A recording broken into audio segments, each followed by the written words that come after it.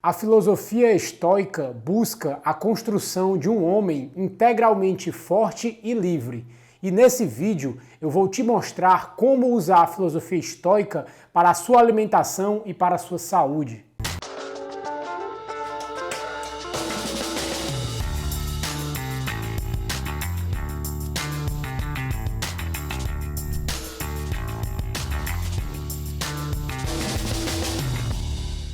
Opa, tudo bem? Se você não me conhece ainda, eu me chamo Bruno Shoa, eu sou nutricionista e também um estudante de ciência nutricional. Eu leio muitos livros e também muitos artigos científicos para poder te trazer o que há de mais atual no campo da alimentação e nutrição, hoje em dia, para a sua saúde, emagrecimento e estilo de vida.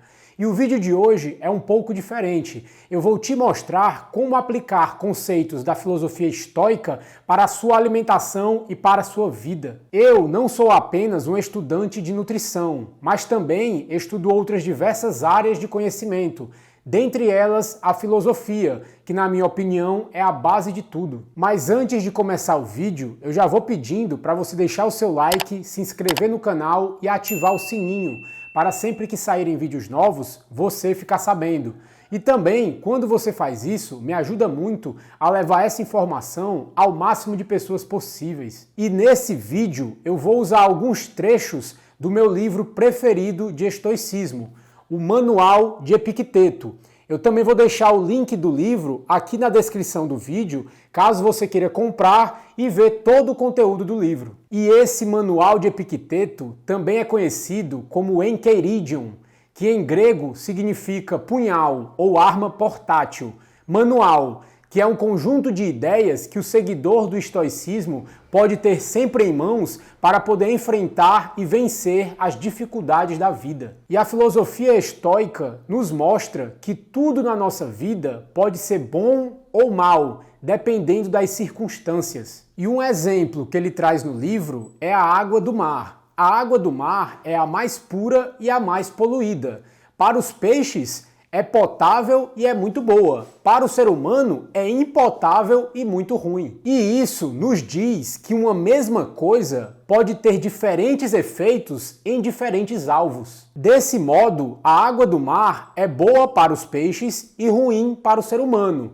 Porém, a água do mar em si não é boa nem ruim. Ela pode ser boa ou pode ser ruim, dependendo das circunstâncias. A água do mar pode ser muito boa para o ser humano se ele estiver navegando ou pescando, mas vai ser muito ruim se ele utilizar para beber, porque aí vai ser um veneno mortal. Assim, a água do mar pode matar o ser humano em determinadas quantidades, ou salvar sua vida em outras circunstâncias. E trazendo para o contexto da alimentação, acontece a mesma coisa. Nenhum alimento em si é bom ou ruim, vai depender das circunstâncias em que ele é utilizado. Por exemplo, a batata doce. A batata doce é um carboidrato bom, saudável, que pode ser consumido sem nenhum problema, por uma pessoa que já está saudável. Mas para uma pessoa que é diabética ou tem pré-diabetes, nem a batata doce vai ser saudável para essa pessoa nessas circunstâncias. Outro exemplo seria o açúcar. O açúcar pode ser utilizado com moderação de vez em quando, por pessoas saudáveis. Mas se você já tem diabetes, pré-diabetes, pressão alta e outros problemas metabólicos, o consumo de açúcar, mesmo em pouca quantidade, pode acarretar em problemas graves para você. Então, o que eu quero dizer com isso é que qualquer alimento na Terra, em si, ele não vai ser nem bom nem ruim. Vai depender do contexto em qual ele está sendo utilizado. Eu, por exemplo, que sou uma pessoa saudável, estou no meu peso ideal e não tenho nenhum problema metabólico. Se eu quiser comer um bolo de chocolate, que teoricamente seria um alimento ruim, no meu contexto, não vai ser ruim, justamente porque eu sou uma pessoa saudável, não quero perder peso e uso o bolo de chocolate de uma forma moderada, de vez em quando, no final de semana, em uma ocasião especial. Então, nesse contexto, o bolo de chocolate não vai ser ruim. Agora, se você é uma pessoa que está acima do peso, está querendo emagrecer e ainda apresenta algum problema metabólico, como por exemplo uma resistência à insulina, o bolo de chocolate, mesmo moderadamente, não vai ser uma boa opção para você. ou até mesmo se você for uma pessoa diabética, com pressão alta. Nesse caso, o ideal é você primeiro regular a sua saúde e depois você vai estar utilizando esses alimentos mais errados, entre aspas, né? Porque o errado depende do contexto, de vez em quando. Então, um alimento que é considerado errado pode ser certo, dependendo de como ele está sendo usado e por qual pessoa ele está sendo usado. Por isso, não tem como você afirmar que um alimento é ruim. Ele é ruim dependendo do contexto que ele está sendo utilizado. Um bolo de chocolate que você come todo dia, com certeza vai ser um tipo de alimento ruim, pela forma que você está utilizando ele. E às vezes, mesmo você usando com moderação, de uma forma correta, dependendo do seu estado atual de saúde, também vai ser um alimento ruim. Em contraponto, pode ser um alimento bom, dependendo do seu estado de saúde e como você está utilizando ele no seu dia a dia. Em outras palavras, um alimento que pode ser bom para mim, pode não ser bom para você, e vice-versa. E essas coisas do nosso mundo, que não são em si nem boas nem más, são chamadas pelos estoicos de indiferentes. E por que indiferentes? Porque essas coisas são neutras. Elas vão se tornar boas ou más dependendo da sua relação com o ser humano, com o homem. E agora eu vou citar um trecho do livro e depois vou comentar um pouco. A saúde também nem sempre é um bem, já que seu contrário, a doença, às vezes pode levar o homem a valorizar sua vida e tomar ciência de si mesmo. E é claro que ficar doente não é algo bom, porém pode ser uma coisa boa quando abre os olhos das pessoas para como a vida é frágil e como nós temos que cuidar da nossa saúde. Eu não sei se você já viu, mas eu particularmente já vi vários casos de pessoas que não estão nem aí para a saúde e só vão se preocupar em mudar sua alimentação ou mudar o seu estilo de vida depois que a saúde já foi por água abaixo. E é como diz aquele velho ditado: se você não tem tempo para cuidar da sua saúde, você vai ter que arrumar tempo para cuidar da sua doença. E a filosofia estoica também nos mostra que existem coisas que estão sob o nosso controle, que é o que nós devemos focar, e existem outras coisas que estão fora do nosso controle, que nós devemos ignorar. E dentre as coisas que estão sob o nosso controle, nós podemos citar aqui o desejo, o impulso, a repulsa, ou seja, tudo que é tarefa nossa. E dentre as coisas que nós não podemos controlar estão as opiniões alheias, a opinião de outras pessoas e também acontecimentos do dia a dia que não estão sob o seu controle, não dependem de você. Trazendo para o contexto da alimentação. Vamos dizer que você foi para o seu trabalho e lá aconteceu uma festa de aniversário de algum colega seu. Lá na festa tem vários salgados, bolo, várias guloseimas. A festa em si não está sob o seu controle, não depende de você. E a festa em si não é boa nem má, é algo indiferente. O que está sob o seu controle é o impulso de comer alguma coisa errada ou até mesmo o desejo de estar comendo algo que você não poderia comer nesse momento. E lembre que o que você vai fazer, isso sim está sob o seu controle. E a sua reação em relação às coisas indiferentes da vida é o que vai definir se essas coisas indiferentes vão ser boas ou vão ser ruins, dependendo de como você vai exercer o seu controle. E nesse ponto, eu não estou dizendo que é fácil ou simples fazer isso, mas é possível. E outro ponto é que você não precisa se preocupar com a opinião alheia se tiver a certeza de que está fazendo algo que considera correto. Lembre sempre que a opinião alheia é algo indiferente, algo que está fora do seu controle. O que está no seu controle é controlar a sua realidade e a sua reação perante as coisas indiferentes. O que mais você pode ouvir é aquele blá blá blá de sempre. Ah, come, é só um dia, não vai fazer mal.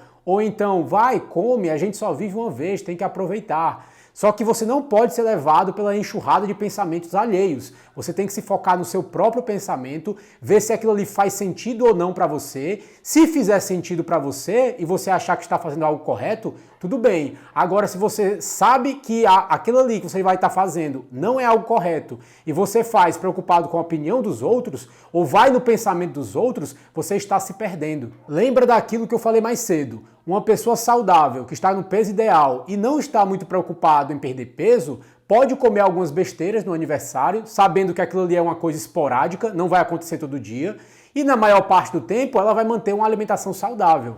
Porém, se é uma pessoa que está com sobrepeso, obesidade, problemas metabólicos e já com alguma doença em andamento, seria muito viável ela não comer algo naquele aniversário, justamente pensando na própria saúde. Ou até poderia comer se ela achasse que aquilo ali realmente ia ser uma coisa perdida e que no resto da semana, no resto do mês, ela ia manter uma alimentação mais natural, com maior qualidade e mais nutritiva. Então vai depender para cada pessoa, isso depende de cada pessoa. As coisas em si não são boas nem ruins, depende das circunstâncias. E você não precisa se irritar com o que os outros vão falar. Quem se irrita com chacotas busca elogios. E se você quer agradar todo mundo, você vai perder uma coisa muito importante, que é a sua liberdade. Citando aqui mais um trecho do livro.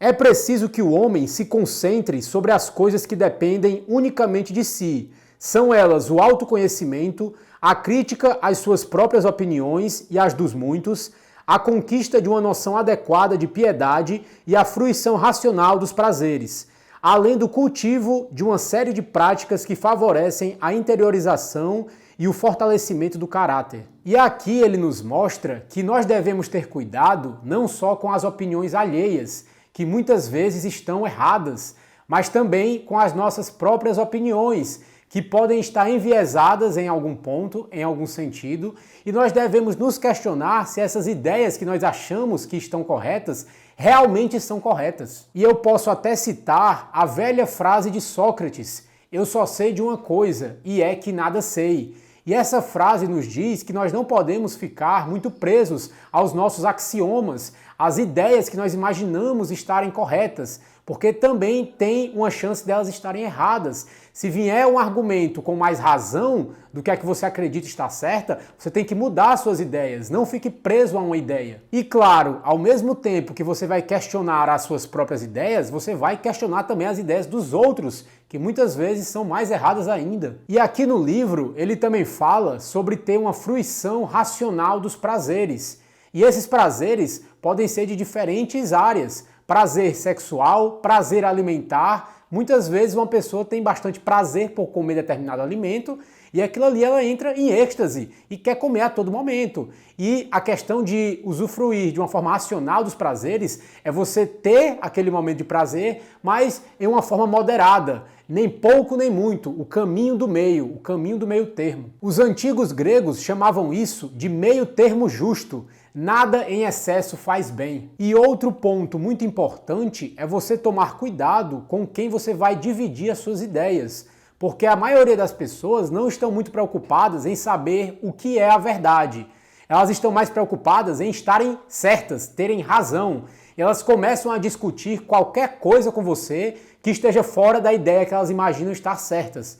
Então uma pessoa racional vai ouvir o que você tem a falar, vai ver se faz sentido e aí vai debater com você. Uma pessoa irracional vai ouvir o que você tem a dizer, se não for o mesmo que ela pensa, ela vai começar a discordar de você de uma forma totalmente racional e vocês não vão chegar em lugar nenhum. E o ponto mais importante, tanto da filosofia estoica quanto de qualquer outra filosofia, não é você discutir ela com os outros, mas sim colocar o que você aprendeu em prática. A filosofia, desde Sócrates, passando por Epicteto, dentre vários outros, nos possibilita a arte do bem viver, viver de forma plena e feliz. O objetivo da filosofia é a formação de um homem integralmente forte, e não um homem que discute bem, mas que não age de acordo com as suas palavras. E o caso de sucesso de hoje é um dos meus pacientes.